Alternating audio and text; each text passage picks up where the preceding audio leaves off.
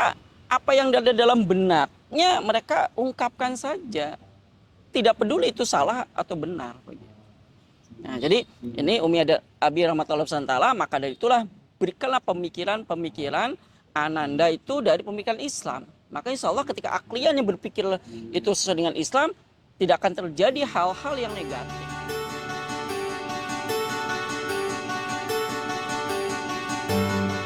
Bismillahirrahmanirrahim. Assalamualaikum warahmatullahi wabarakatuh. Innal hamdalillah nahmadu wa nasta'inu wa nastaghfiruh wa na'udzubillahi min syururi anfusina wa min sayyiati a'malina may yahdihillahu fala mudhillalah wa may yudhlil fala hadiyalah.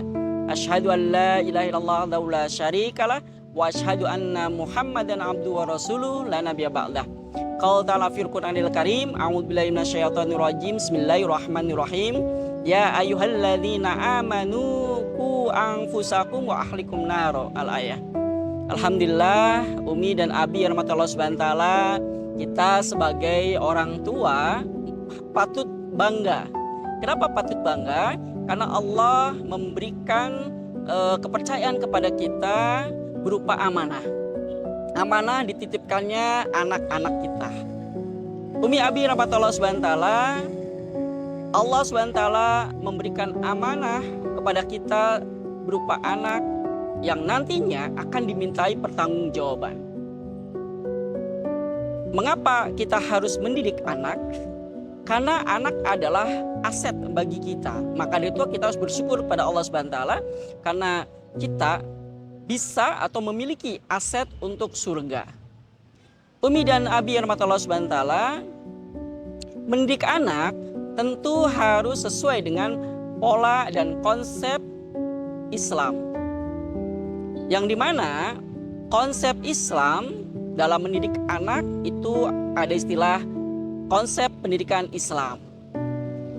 Konsep pendidikan Islam yaitu kita mengajarkan, mendidik anak-anak kita ini dengan yang pertama adalah sakofah Islamiyah, yang kedua adalah membentuk saksiyah Islamiyah, dan yang ketiga adalah kita memberikan kepada anak-anak kita berupa sakofah kehidupan, yaitu ilmu kehidupan, sains dan teknologi. Umi dan Abi rahmatullah wabarakatuh, ketika kita mendidik anak, maka persiapkan anak-anak kita ini, bentuk anak-anak kita ini dengan sakofah Islamiyah, yaitu pengetahuan yang berasal dari Allah Subhanahu wa taala. Apa-apa saja yang kita berikan kepada anak, maka ikatkan anak-anak kita ini kepada Allah Subhanahu wa taala. Hubungkan ajaran-ajaran kita ini untuk anak-anak kita ini hanya kepada Allah Subhanahu wa taala. Kita berikan pengetahuan tentang Islam, bahwasanya Islam itu adalah agama yang sangat baik dan baik sekali. Dan tentu selain agama Islam itu buruk. Maka dari itulah Umi dan Abi tanamkan kepada anak-anak kita, kepada anak-anak kita, bahwasanya Islam itu adalah penyelamat bagi mereka di dunia maupun di akhirat. Sehingga anak-anak kita ketika melakukan aktivitas sehari-hari itu selalu patokannya atau tumpuannya adalah Islam. Baik itu beraktivitas untuk dirinya sendiri ataupun beraktivitas untuk mengenal orang lain, untuk berinteraksi dengan yang lain. Maka ketika berinteraksi dengan yang lain, anak-anak kita paham harus menggunakan aturan Islam. Bagaimana berinteraksi dengan lawan jenis, bagaimana untuk mengelola goriza fitrah yang berupa gorizul bako, yang dimana aplikasinya adalah rasa marah, sedih, dan juga ingin dipuji. Maka harus disandarkan kepada Islam, disandarkan kepada Al-Quran. Nah, berikanlah anak-anak kita sakofah Islam. Agar apa? Agar anak-anak kita ketika berinteraksi dengan temannya, dengan sebayanya, itu tidak salah dan memahami akhlak yang baik. Nah, itulah tanamkanlah sakofah Islamiyah. Yang kedua, Umi dan Abi rahmatullah subhanahu wa ta'ala, konsep pendidikan Islam yaitu bentuk karakter anak-anak kita itu dengan karakter Islam. Yaitu apa? Saksiyah Islamiyah, pembentukan kepribadian Islam.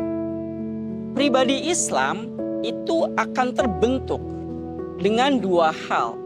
Yang pertama adalah berupa akliyah Islamiyah. Dan yang kedua adalah nafsiyah Islamiyah. Nah, akliyah Islamiyah ini adalah berasal dari pengetahuan-pengetahuan luar anak. Makanya kalau umpamanya anak melakukan aktivitas atau berbuat atau bersikap itu biasanya sesuai dengan pengetahuannya, sesuai dengan pemikirannya.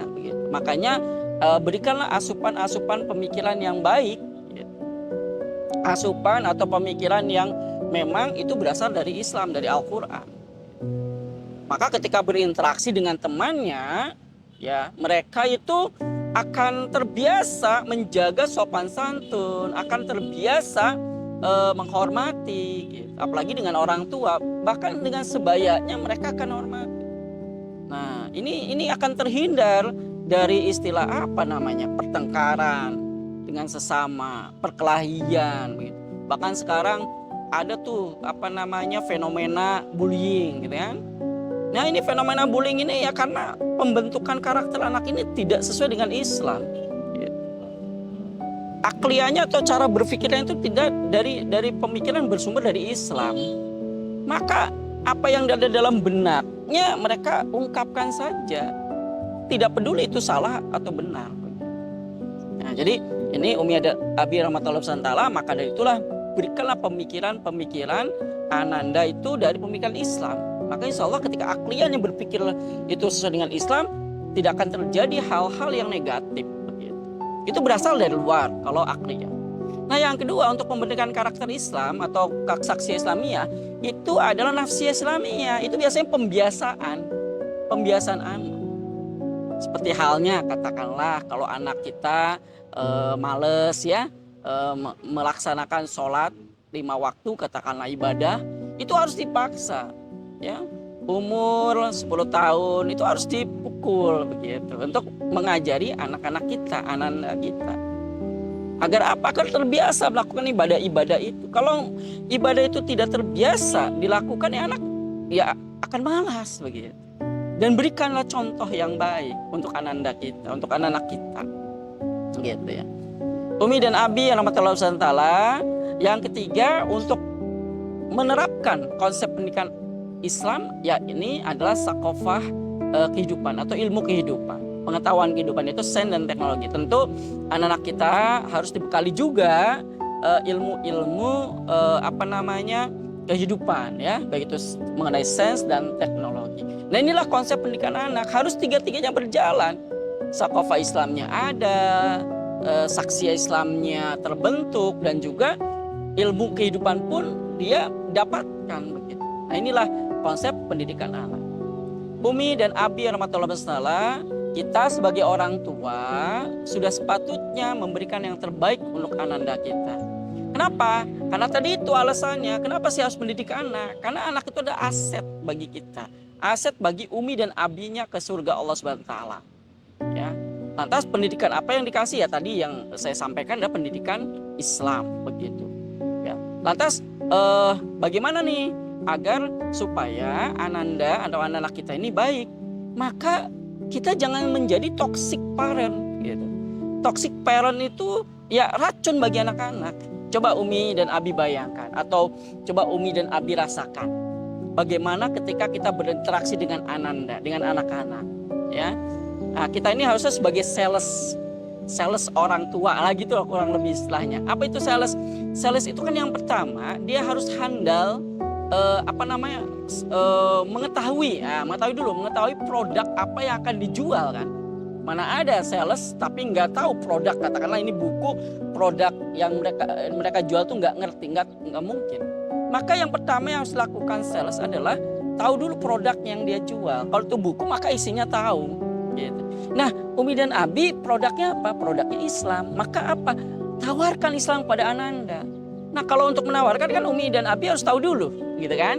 Nah, agar bisa menawarkannya dengan baik, maka Umi Abi harus tahu Islam.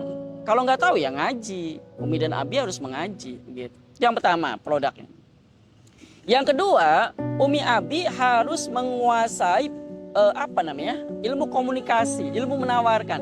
Coba bayangkan kalau sales ya menawarkan barang yang tadinya orang boro-boro mau beli, ya melirik saja enggan. Tapi akhirnya dengan kehandalan sales, dengan komunikasi sales itu luar biasa, akhirnya orang tersebut akan membeli. Nah, Umi Abi pun harus memiliki ilmu komunikasi kepada anak. Gitu. Hindari kalimat-kalimat yang membuat anak merasa rendah. Hindari kalimat-kalimat yang membuat anak merasa dibanding-bandingkan.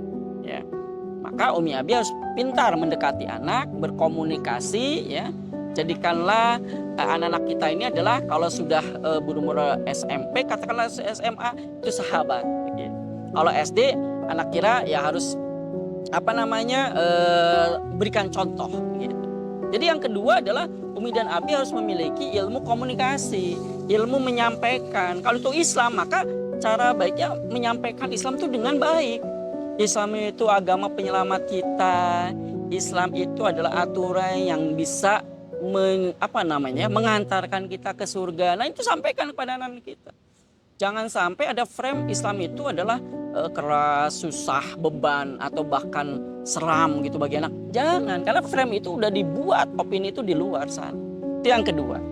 Dan yang ketiga, Umi Abi Allah SWT, selain kita punya ilmu komunikasi, tahu produk, terus bisa ilmu komunikasi, maka yang ketiga adalah sebagai sales, Umi dan Abi harus bisa merayu, ya, membujuk Ananda agar Anda itu mau menerima apa yang kita sampaikan. Ya, khususnya adalah penyampaian Islam atau pendidikan Islam.